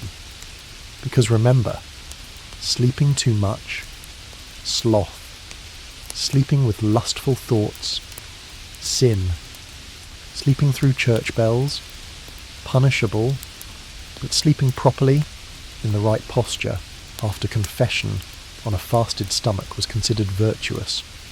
Holy, even. Back to the doctor. He's rooting around in his pouch now, pulling out something squishy. He hands you a paste to rub on your chest. It smells like burnt mint and wet dog. This will calm your dreams, he says. You try not to gag as he smears it onto your skin with 2 fingers and an enthusiastic nod. And then, of course, he charges you. Not in coin, those are for nobility. He'll take a chicken, or a promise, or maybe just your boots, which look warmer than his. You hesitate. He stares. You give up the boots. As he leaves, he reminds you. No wine tonight. No meat. No bad thoughts. Say 3 prayers, sleep facing east, and definitely don't let the candle burn too long. You lie back down, barefoot now, chest sticky, nose full of mystery herbs. You try to relax. You think of saints, and onions. And maybe, just maybe, you'll sleep without seeing your own funeral again. Maybe. You wake with a start. Not from a nightmare this time, but from the sound of voices outside the window. Low, tense. Someone says a name. A woman's name. Then there's silence. You press your face against the shutter's crack. A flicker of torchlight. A murmur of prayer. And just for a moment, the crowd shifts, and you see her. Old Marta, the herb woman, the one who hasn't slept through the night in years. Tonight, the village isn't calling her wise. They're calling her witch, because in the medieval world, a woman who doesn't sleep right is a problem. Whether she rises too early, roams at night, or speaks of dreams that came too true, she's walking a line, one that can burn. Let's start with the basics. Sleep is political. Who sleeps when, how long, and with whom are all questions of social control. And no one's under the microscope more than women, especially those who live alone, or speak up, or stay up after curfew. And if they're seen walking through the village in the blue hours before dawn, that's all it takes. She's not normal, someone whispers. She was up last night. Sevens. She doesn't sleep. Another says, what's she doing in the dark? Sevens. The implications are clear. In a culture that prizes modesty, order, and obedience, a woman whose sleep habits don't fit the mould becomes suspicious. Let's say you're a widow. No husband to contain your schedule. You stay up late boiling herbs. You mutter prayers no one else understands. You burn juniper to purify your room, and you wake often to light a candle and whisper to a saint. All of this is completely logical to you. But to the neighbours, you're up to something. Historians still debate how widespread this association between women's sleep and witchcraft truly was. But in dozens of trial transcripts, sleep comes up again and again. She was seen awake at midnight. She never rests. She wanders by moonlight. It's not what you do, it's when you do it. One case from Flanders details a midwife accused of spiritual interference after being spotted 3 nights in a row walking between homes during unclean hours. She claimed she was checking on sick children. The court decided she was calling demons. Sevens? And insomnia? Forget it. Chronic sleeplessness in men was a medical issue. In women, it was often treated as a moral failing, or worse, as evidence of possession. Night-waking women were thought to be spiritually vulnerable, or actively dangerous. One fringe belief held that women who didn't sleep properly were open to the devil's whisper. That's why so many confessional manuals warned priests to ask about dreams, about nightly habits, about unusual energy after dark. Sevens. There's even medical suspicion. Medieval physicians warned that women's sleep was governed by moist humours, and when disrupted, those humours became unstable, leading to hysteria, disorder, even demonic visitation. Sound familiar? It's not just misogyny. It's institutionalised sleep shaming. You lie back down now, eyes wide. The room is quiet again, but you can still hear your own heart pounding. You think of Marta, the way she always had peppermint in her apron, the way she sat up by the fire, whispering to herself when the rest of you had gone to bed. Was she dangerous? Or just awake when others weren't? It's not always women on trial. Sometimes women do the accusing. Jealousy, grief, fear. They're sharp-edged at night. One mother loses a child to fever. Another complains of night terrors. And if a neighbour woman says she dreamed of your face in the fire, you might be dragged to court before sunrise. Sleep was supposed to be contained. Private. Predictable. A good woman went to bed at a respectable hour, didn't talk too much about dreams, and definitely didn't roam in the moonlight. To do otherwise was to stand out, and standing out was dangerous. And let's not forget the devil's hour. For women accused of witchcraft, being awake between midnight and 3 a.m., was damning. That was when they were believed to perform rituals, make pacts, ride out on broomsticks or inside animals, yes, inside animals, and return just before dawn. Tired, wild-eyed, covered in dew and denial. You roll over, burying your face in the blanket. Outside, the torches move on. No screaming. Not yet. But you don't know what tomorrow brings. Maybe she'll be fine. Maybe she'll be gone. One more thing. In a strange reversal, nuns were praised for being awake at night. Their vigils were seen as holy, their insomnia virtuous. The same habits that damned a village woman saved a nun. The difference. Framing. Authority. Protection. It's not about the hour, it's about the permission. You try to sleep now, but your thoughts churn. Maybe you got up too many times last night. Maybe someone noticed. Maybe someone whispered. And as your eyes drift shut, you wonder. Sevens, if you sleep too lightly. Sevens, if you dream too vividly. Sevens, if you wake too often. Sevens, who might be watching? You're awake again, not from fear this time, but from something warm and damp pressed against your feet. You blink, then groan. It's a dog. Not your dog, just a dog. In the medieval world, animals aren't just outside companions. They're bedmates, heat sources, symbols, nuisances, and sometimes, believe it or not, scientific subjects. Let's talk about who or what you share your bed with. In a peasant cottage, space is limited and warmth is precious. Animals aren't pets in the modern sense, they're workers. Pigs eat scraps and become dinner. Chickens give eggs. Dogs guard the property. But when night falls and frost coats the windows, these same animals might sleep inside. Not in stalls. In your room. Sometimes on your mattress. And that's not weird. It's survival. A pig is basically a space heater with hooves. Curling up next to one? Cosy. Filthy, yes, but cosy. Dogs lie across your feet, chasing away the cold. They might lick your face in the middle of the night or growl in their sleep, but they keep out rats and strangers. Cats, of course, go where they please, on your chest, in your face, or beneath the blankets like a judgmental furnace. Even livestock animals like goats or lambs might spend nights indoors, especially in winter or during lambing season. That bleating sound at midnight?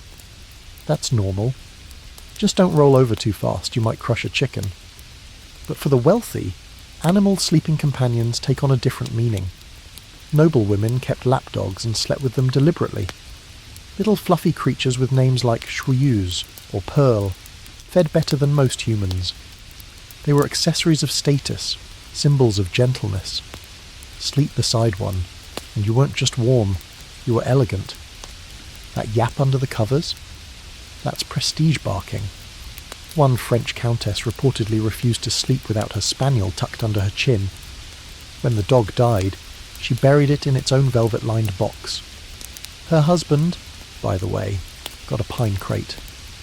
There's even record of falconers who kept their birds beside them at night, hooded and calm, perched on bedside stands or even glove-wrapped arms. Why? To build trust. To keep them close. And because if you're spending weeks training a raptor to rip the eyes out of foxes, you don't leave it in the barn. Back to you. You're lying next to a mutt that smells like old boots and cabbage. But its body is warm, and the tavern loft is freezing, so you let it stay. Its breathing slows. You match it. Not all animals in beds were invited. Lice and fleas? Constant companions. They nest in straw, hide in seams, and feast while you sleep. Some people dealt with this by sleeping beside dogs or even pigs intentionally. Decoy hosts, they believed, to keep the bugs distracted. Did it work? Unclear, but it's certainly one way to share the itch. One fringe belief even held that sleeping near animals could absorb disease energy, pulling sickness away from your own body. Sick children were sometimes laid beside dogs for this reason. The dog would recover, or die. No one kept track. Which brings us to the weirdest bedtime trend of all. The sleep experiment. That's right. In certain monastic and noble circles, sleep was studied. Not with clipboards and electrodes, more like holy speculation and sketchy notebooks. Monks might record how many hours they slept, what dreams they had, and what they ate beforehand. Some tried different sleeping positions, fasting routines, or night prayer schedules to see how it affected their soul visions. Sevens. There's even mention in one Benedictine letter of a monk who tried to sleep without speaking for a week, believing silence would purify his dreams. He wrote down every image he remembered, until he started seeing faces in the walls. Then he stopped. Another fringe case? A physician in Italy reportedly tracked his patients' dreams by having them sleep in a shared chamber, separated by curtains. Sure, but close enough to compare notes in the morning. He claimed certain herbs produced communal dreaming, where multiple patients reported seeing similar imagery. Scholars now think he was probably just brewing really strong poppy tea. But the most bizarre recorded study involved a noblewoman who kept a rotating lineup of animals in her bed, noting how each one affected her sleep. Cats brought lucid visions. Dogs gave her peaceful rest. A donkey, however, caused heavy darkness and forgetfulness. That's a direct quote. She stopped after the donkey chewed through her mattress. Tonight, you're not experimenting. You're just trying to stay warm. The dog shifts, flops a paw over your leg. It's heavier than you expect. You think of the pigs back home, of the chickens tucked under the bench, of your old horse, who once nuzzled your shoulder as you dozed in the stable. There's something comforting about it. In a world of freezing floors, bad dreams, and fire hazards, a heartbeat beside you is a little miracle. Doesn't matter if it barks. You close your eyes. For now, the dog guards your dreams. And for now, that's enough. The dog's gone when you wake. The straw around you is flattened, damp with early morning chill, and the tavern loft is empty. Below, someone coughs. A bucket splashes.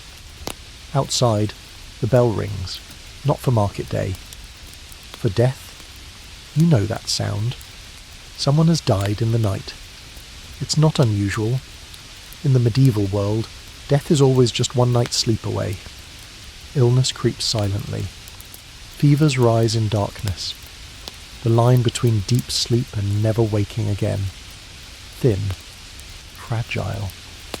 Terrifying. And everyone knows it. Sleep and death are cousins. You hear it in the language, the long sleep, the black rest, the eternal slumber. It's not metaphor. It's how people understand dying. Not as a drama with thunder and lightning, but as the final act of rest. A quiet inhale that never exhales. A hand that doesn't twitch again. That's why people start preparing early. The old, the sick, the cautious, they sleep with last rites in mind. You walk past the guest chamber. The window's open. Inside, someone's laid out a body. Eyes closed. Hands folded. The sheets have been changed. A candle burns beside the head, soft and low. It's not just tradition. It's a safeguard, a light to guide the soul. Because if the soul gets lost in the dark, it might come back. And not gently. The priest arrives. He blesses the room, sprinkles holy water, mutters Latin. The family whispers, their voices cracked from weeping or fear or both. And you wonder, was it peaceful? Did they simply stop breathing? Or did they struggle? Because not all deaths are quiet.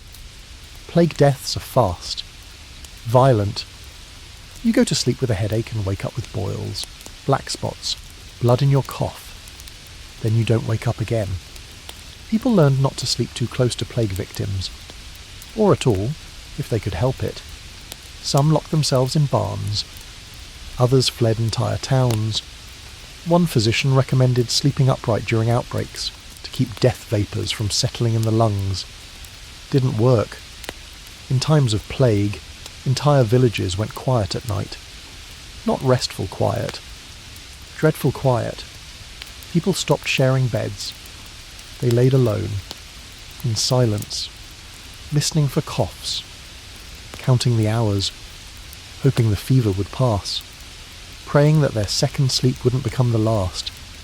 And even in less apocalyptic times, sleep carried risk. A baby, swaddled too tightly, might not wake. An old man, weakened by cold, might drift off and never return. A woman in childbirth might slip into sleep between contractions and slip too far. So they created rituals. Deathbeds were prepared with purpose. Linen cloth soaked in rosewater. Candles set in each corner. A priest, if available. If not, someone saying the Pater Noster over and over, just to fill the space. If the person stirred, they'd be offered a final confession. If not, their hand was held, their lips anointed, because you had to die right. And dying in your sleep, that was the goal. Peaceful, painless, a good death. But you also had to be ready. That's why people slept in clean clothes. Why they sometimes confessed before bed. Why a child might be taught to say, "If I should die before I wake," before they even knew what the words meant. You go to bed in the medieval world knowing this might be it. That the candle might gutter out, the fire might burn too low, and the morning might come without you in it. Some people feared dying unshriven, without confession. So they kept prayer beads beside the bed, recited the rosary until sleep took them. Not to be pious, to be safe. Because if you died in sin, you didn't rest. You wandered. You haunted. And no one wanted that. The woman who died last night, they say she went peacefully. A fever. Nothing strange. But already, someone's muttering that she walked the halls before dawn. That her eyes opened once, just before she passed. That she said a name, not her husband's. You don't ask questions. You just nod. You head to the tavern's corner and gather your things. You slept here 2 nights. Long enough. Outside, the world is bright again. The bread is baking. The carts are rolling. But part of you stays back in that loft, listening for a breath that never came. Wondering, just a little, how close you came last night. Because in this world, sleep is not a promise. It's a gamble. And you won, again, for now. The fire's almost out now. Just a whisper of warmth left in the stones. You're still heavy. The noise of medieval life, the snoring, the chanting, the clinking of buckets, has faded into memory. What's left is the hush, the soft, humming silence of a world that once never truly slept. Close your eyes. Imagine the faint crackle of a hearth somewhere deep in the dark, the slow breath of someone beside you, the weight of wool on your legs, straw rustling under your back. You're warm, even if just barely, safe enough. For now. You've seen the weird, the grim, the surprisingly human sleep habits of another time. You've curled beside pigs, whispered prayers into the dark, listened for footsteps that didn't come. And you've made it through the night, just like they did. One broken, beautiful stretch of sleep at a time. Let your breath slow now. You're not in a monastery, counting psalms. You're not on the tavern floor, clutching your boots like treasure. You're here, quiet, resting. If the dreams come, let them come soft. Let them flicker past like candlelight on wood. Nothing to fear here. No demons. No hags. No watchmen shouting the hour. Only rest. Only stillness. Only the slow drift into sleep, knowing the past can't follow you here. Not tonight. You're safe. You're warm. You're home. Good night. End of script. Sweet dreams